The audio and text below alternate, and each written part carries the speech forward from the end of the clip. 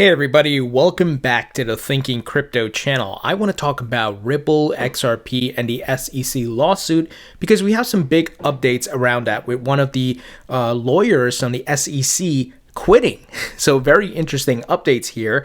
In addition, Brad Garlinghouse was on CNBC this past week beating the drum on the need for crypto regulations and what Ripple is doing and being named one of the top disruptors as far as a tech company. In addition, Gary Gensler seeming to continue the movements or trajectory of the SEC, which was under Jay Clayton. And speaking of Jay Clayton, in ironic news, the firm he's advising now, which is invested in Bitcoin, has filed for a Bitcoin ETF. Yet when he was in office, he didn't approve a Bitcoin ETF. So as you all know how I feel about him and the shadiness, and you can clearly see a conflict of interest here. So I'm going to break it down. Before I get into it, please go ahead and hit that thumbs up button, leave a comment below, and hit the subscribe button if you're new here. It helps support the channel and it doesn't cost you anything. Guys, earlier today, I uploaded my interview with Natalia Karyaneva, who's the CEO of Proppy, along with Michael Arrington, founder of TechCrunch Arrington XRP Capital. Michael is selling his apartment in Kiev, but what's unique about it, it's going to be in an NFT form, and Proppy is helping to do that. So this is the world's first real estate NFT. This is historic, guys. So be sure to check out that interview. We are seeing the tokenization of different assets in the blockchain and crypto, opening up so many avenues of transacting, removing middlemen, going to the digital economy. So be sure to check it out. They answer a lot of questions, and maybe you'll be interested in buying the apartment. Guys, as you all know, I joined OKCoin, the crypto exchange, and they have the lowest fees around. Why pay high fees to Coinbase and Binance and Kraken when you can use OKCoin? And you can see here from the beautiful interface, and they just relaunched their app. So if you want to sign up and support the OKCoin, click on the link in the description. Also, I have my weekly newsletter going out tomorrow. It is free. Be sure to sign up. Link in the description. Now, the market, not much happening. In fact, Bitcoin saw another pullback, but that's okay. It's going to consolidate. It's going to move sideways. When you understand the market cycles and you look at things from a macro level standpoint, such as the stock to flow model, which shows the 4-year halving cycle and the supply and demand shock and how that impacts the price. And we are seeing just even recently, just billionaires like Ray Dalio and all these guys, Carl Icahn, and all coming out saying they're interested in buying, and that some have bought already. So we're seeing the demand is on the rise, and right now we have a cooling off period, and that's okay. So if this is your first go around, I know it's like, oh my God, Bitcoin, is it ever going to go back up? Are we going to a bear market? Well, let's put aside the emotions. What does the data tell us?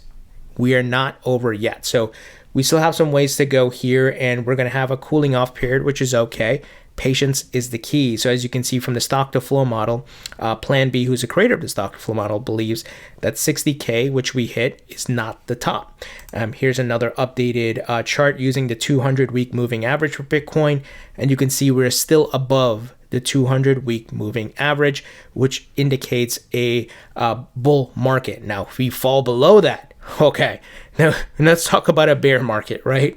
But I don't believe that's going to be the case. And you will see some cooling off. We might even touch that 200-week moving average. It has done that historically.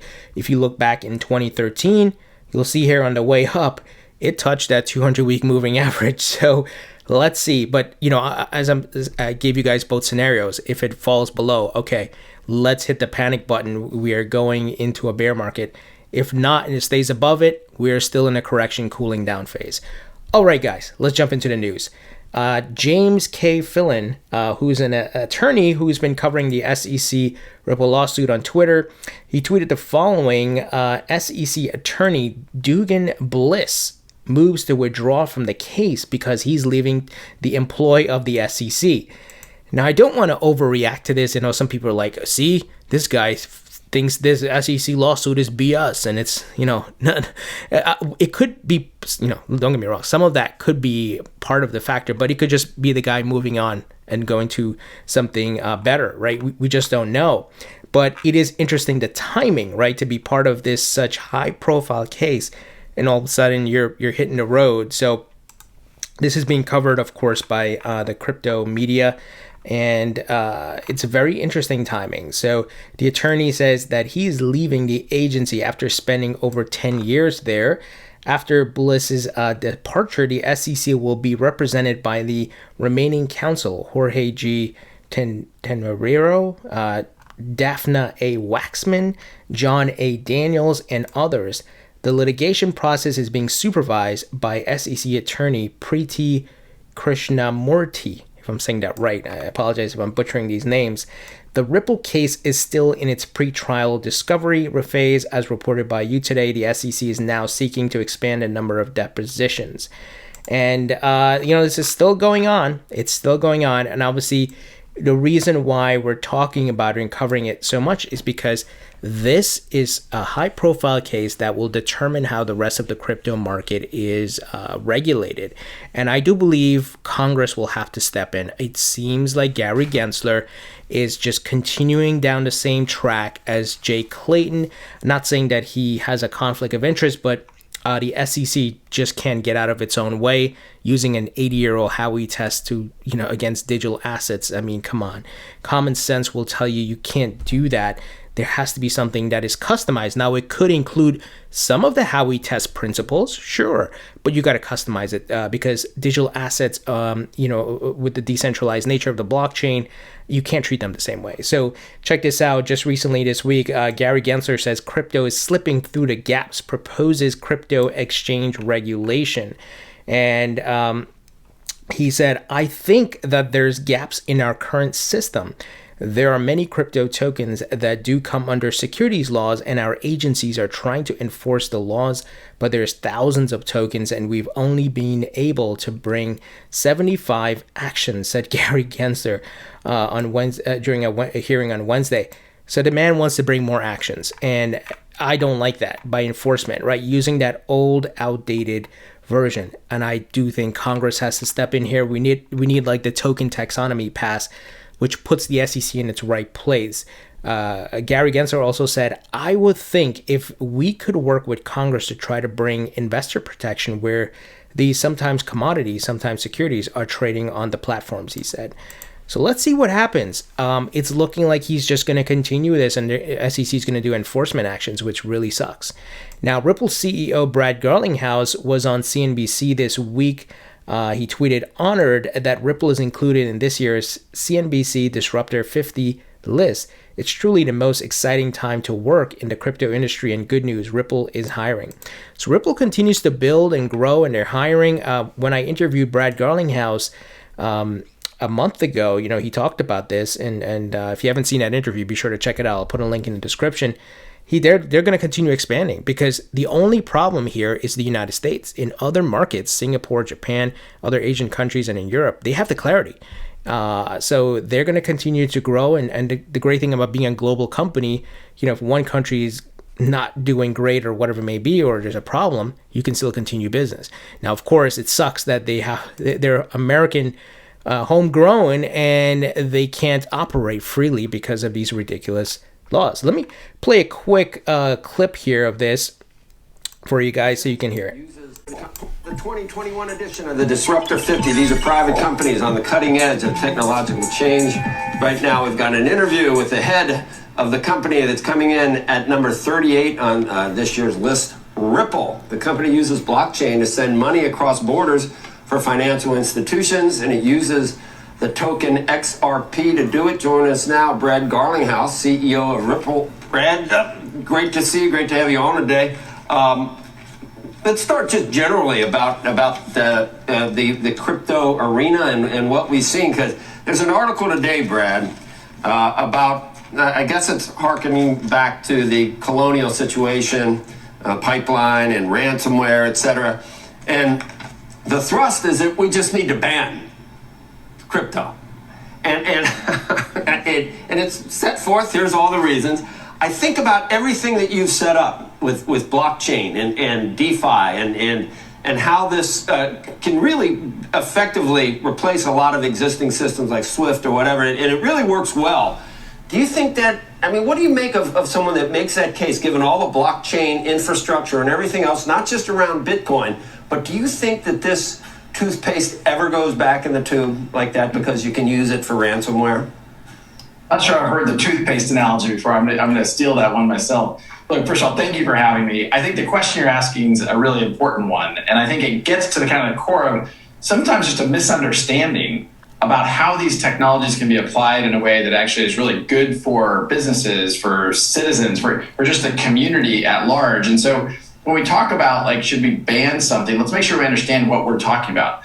The way Ripple uses these technologies, as you introduced, is we can make cross-border payments, which are slow and expensive today. We can make them real-time, very efficient, very low cost, and that's good for the global economy. We can unlock trillions of dollars of kind of trapped capital to make the economy more efficient. And so blockchain technologies can be applied in a lot of really constructive ways. That's reducing friction, whether that be transaction cost, transaction speed. Again, for Ripple, that's around payments. But I think to say, hey, let's just ban all this, yes, the toothpaste might already be out, and I don't know how you get it back in. So the conversation continues, and he talks about what Ripple's doing, and of course crypto at large, and the need for regulation. And obviously, like Joe was referencing the analogy, the toothpaste is outside, out of the the toothpaste is out, right, and you can't put it back in, so it's out of the tube. And I've made analogies that the genie is out of the bottle, the train has left the station.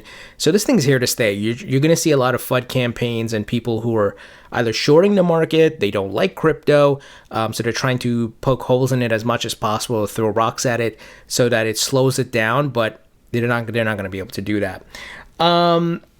So not much here, as far as new updates, but Brad is just beating the drum, and I think he needs to continue to do this to put pressure on the SEC, because if he's able to continue to bring folks on board and get them to understand the technology and what's being built, then it's going to put a lot more pressure on the SEC, and I'm hoping Congress could step in. Now, speaking of the SEC, check this out, guys. You can't make these things up sometimes. One River Asset Management has filed for a Bitcoin ETF, among many other companies. Former SEC Chairman Jay Clayton is now also advising the firm, a man that has previously denied many previous Bitcoin ETF applications, and is helping the company that filed one themselves. Oh, Jay Clayton, you slimy, shady bastard. So this guy did not approve a Bitcoin ETF, and the other aspect of it is, after he left, he went straight here. These companies invested in Bitcoin. And could he have waited? He didn't want to approve the Winklevoss one or the other companies because they're competitors to One River. And if One River can get it approved first, be one of the first movers, of course, they're going to have a first mover advantage and get the majority of money coming into their ETF. So you see how this is so shady. And then the way he handled the Ripple lawsuit, because XRP was on the rise, it was a threat to Ethereum and Bitcoin. And those of you who understand the market cap on CoinMarketCap or other price trackers, if XRP moves above Ethereum and Bitcoin and so forth, it's going to get more money. This is a game of money, right? Now, I don't care. I diversify. I hold a whole bunch of different cryptos. So as they all rise in price, I'm happy. My portfolio looks great.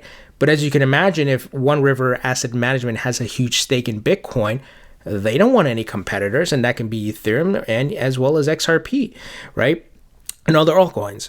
So this it just reeks of conflict of interest and just so weird. But we'll see what happens. We've talked about it on this channel before.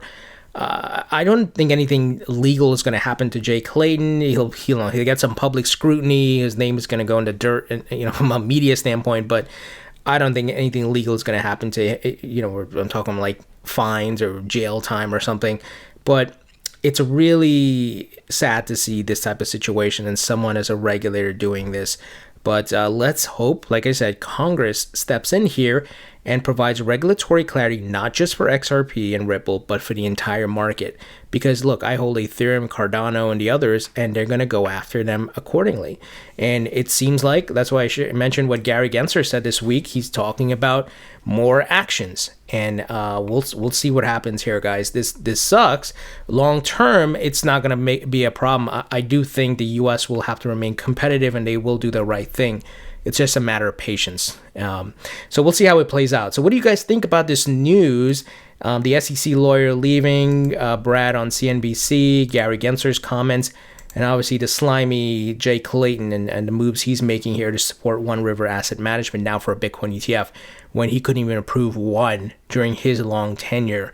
So leave your thoughts and comments below, hit the thumbs up button, share this video, and I'll talk to you all later.